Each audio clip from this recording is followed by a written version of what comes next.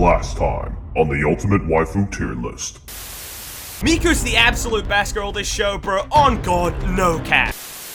Adding her development and learning about her inner conflict puts her solidly on the S tier. Again, for you Soon lovers, she's gonna be right up your alley, but for me, I just wasn't feeling her at all, and I'ma have to put her on the B tier. And now, what you've all been waiting for.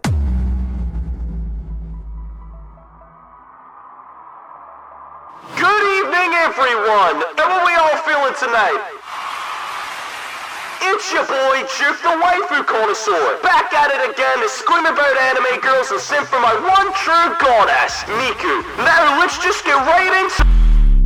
Wait, what the hell? What just happened? What's going on? And her name is Nino Nakano! What the hell is it? Is that Nina? What is this? What's going on? Is she becoming best girl?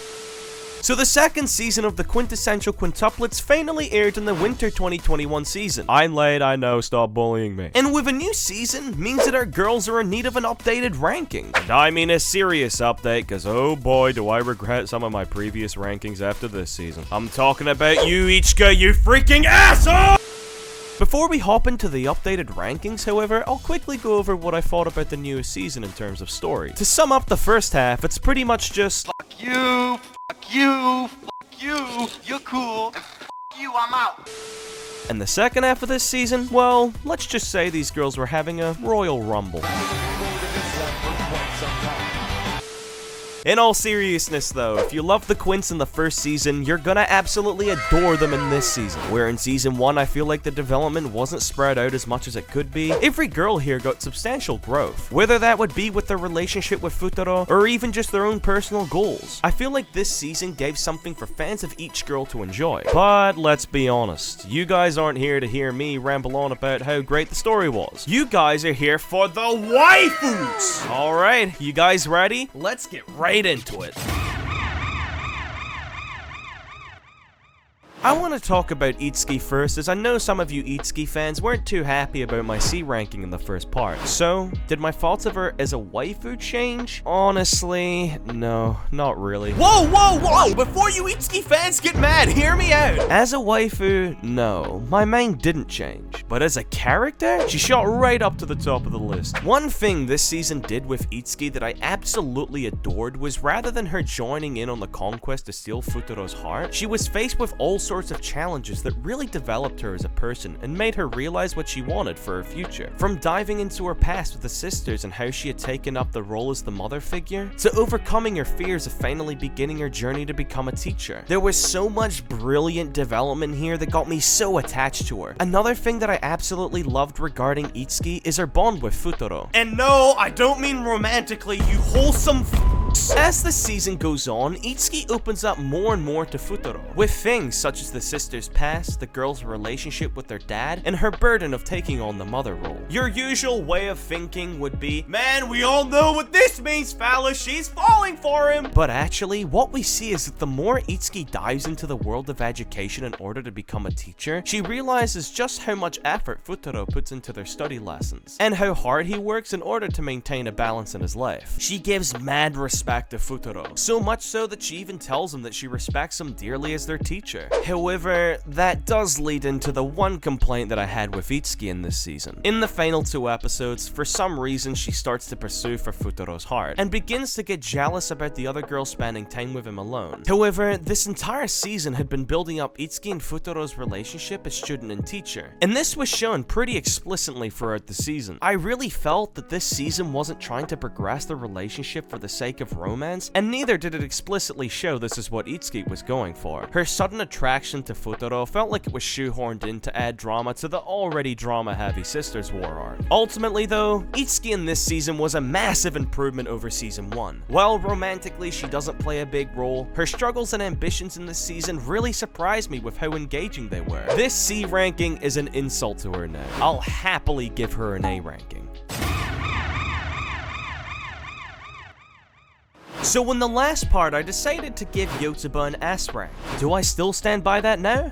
yes I do. I'm gonna keep it real with you guys. Yotsuba doesn't get nearly as much love as she deserves to. On the surface level, our adorable little idiot hasn't changed a single bit. She still is diddy and hyper as she's always been. However, remember how in the first part I talked about how the best thing about Yotsuba was the mystery surrounding her past and those key moments where she would get super serious? Well, season 2 doesn't let up on that at all. In fact, adding in plenty more of those moments and finally giving us little hints as to what happened in Yotsuba's past. Yotsuba's character arc is one that's shown in very little amounts. However, her conflict feels like one that can easily happen to someone in real life and hell. She even goes through it like any normal person would. You see that she really wants to make a change in her ways and make herself not feel like a burden. However, even with all the support around her, she still fumbles around in places and the past catches up to her, giving these extremely sweet moments where Futaro is the one to reassure her. Similar to season 1, what I love about Yotsuba's development with falling for Futaro is that it's always shown in a way that feels extremely natural. I mean, come on, fellas, don't tell me you didn't crack a smile at this scene here. Mwah. It's the chef's kiss. She never worries about who's in the lead with Futaro. She just goes on about her day while making steady and natural progression with him. And with the reveal at the end of this season showing us that Yotsuba has been Reina all along, I sense some serious development in the upcoming movie. Ultimately though, Yotsuba in this season was an absolute treat to watch. We got loads more of her antics, we got a deeper look into her inner conflicts that, while not fully explored, gave us really good scenes between Futaro and her, and finally, we got even more big sister Yotsuba moments. Must I say more? Yotsuba is underrated and is still an absolute queen. She was S tier before, and she absolutely still is. Miku. Must I even say any more about her? You guys already know how I feel about this little gift from the gods. Futaro. Oh. Now that Oh, hold on. Oh, let me see that again. Hold on one more time. Futaro. Oh, I wish that was me. You know, with the announcement of a new studio taking over for this season, I was a little skeptical on the new art style. But Baibury, these guys somehow made her even cuter! Holy sh**, how is this possible? You're telling me there are people who don't think Miku is the cutest thing alive? You motherfuckers need Jesus.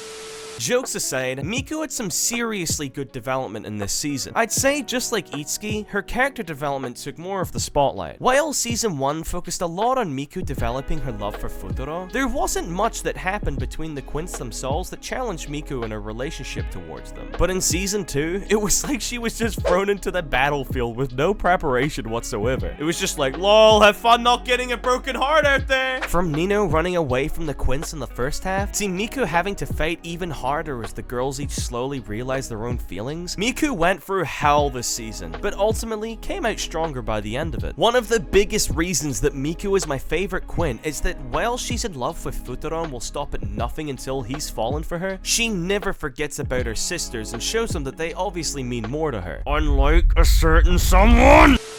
If you think Miku was a Chad last season, oh my god. She upgraded from a Chad to a Giga Chad right here! From trying to become a master chef to give Futaro the best chocolates, to not even fixing her pajamas when Futaro's in the room, to that absolutely amazing love confession at the end of the season, the goddess reigns supreme once again. Listen, if you loved Miku in the first season, you'll absolutely love her here more. Not only did we see lots more great scenes showing her resolve and spirit with making moves on Futaro, but we also got to see a more softer side to Miku, with showing us that even though she comes off as super confident in her efforts, in actuality, she's really scared to screw everything up with her relationship with both Futaro and her sisters. Seeing her in such a weakened state tugged on my heartstrings a lot, but seeing her come back from it being stronger than before was extremely satisfying to see. Come on, fellas, do you really think she deserves anything less? Miku still sits in her rightful spot as an S+ waifu.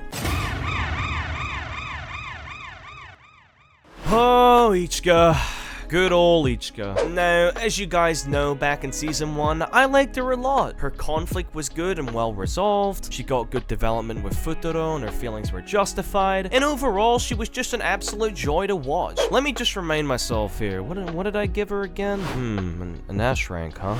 Do I still agree on that? Fuck no! What in the hell happened here? What the hell caused this sudden personality flip for her? Why did she suddenly treat her sisters like dirt? Why? If you couldn't tell, I have a lot to talk about in regards to Ichika. So much so that I don't even know where to begin. The number one issue with Ichika in this season is that everything that had been built up during the first season comes crumbling down in ways that don't make any sense. The things she did here go against everything she wanted to protect and was working towards. Let's start off with by trying to understand her drastic personality changes here. What was the number one thing the first season wanted to show us regarding her overall character? It was the fact that she was the big sister of the Quints, and that no matter how hard things get, she'll always be there for them. So tell me, Lord, why in the ever-loving was she trying to destroy her relationship with her own sisters? She was way too self-absorbed, and honestly pretty pathetic throughout this season. Watching her have full mental breakdowns as all the girls began to realize their feelings for Futaro literally hurt to watch. Not in the sense of me feeling for her, but in the sense of, Jesus Christ, get a grip of yourself. All her sisters are doing their best efforts and going through their own conflicts trying to deal with falling for Futaro. But what do the other girls know that Ichika doesn't? The importance of boundaries and their own relationship with one another. Nino and Miku have a super healthy and fun rivalry, where they both tell each other they would stop at nothing until they make him theirs. Ichika tells the girls she has the same mindset, however, she takes this way too literally. This especially shows during the second last episode. During this scene here, Ichika acts super condescending to Nino, telling her, "You told me you'd stop at nothing. Aren't we the same?" Hell no, of course she isn't! I mean, come on! Disguising as Miku and telling Futaro he should go for yourself? Literally following Futaro every time someone just wants to check up on him? Compulsively lying? The worst Nino did to Miku was literally baking a better cake than her and getting a job where Futaro works. And that's not even a terrible thing! I mean, for God's sake, she literally tries to get the girls to not get him a present for his birthday so she can be the only one to buy him a present and make them look shitty. Trying to screw up her sister's chances of going for the guy she loves, I can understand, even if the way she dealt with everything was super terrible, but making it seem like the girls didn't care enough to get him a gift, this goes beyond just trying to halt their progress. After all that awesome progression in season 1, hearing about how much she loves her sisters and wants to protect them, for her to do a complete 180 and do this shit,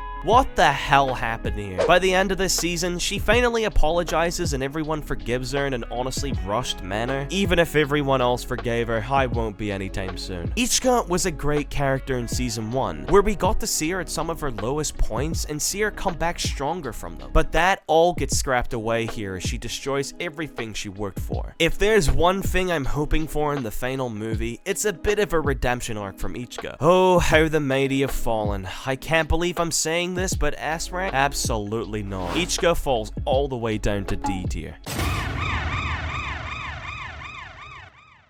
Nino in season 1 was honestly my least favorite Quinn, and you guys are already familiar with why. Her arrogance was too much, she took being a tsundere a little too far sometimes, and ultimately, she didn't really do anything other than being closed off to everyone. However, to my utmost surprise, this all changed in season 2, and I mean drastically. In the last video, I gave Nino a B rank, and do I still stand by that? Well, absolutely not, fellas. Holy sh**. Nino has joined Miku in the ranks of being best girl. I mean, talk about straight out of left field. From catching us off guard with that short hair.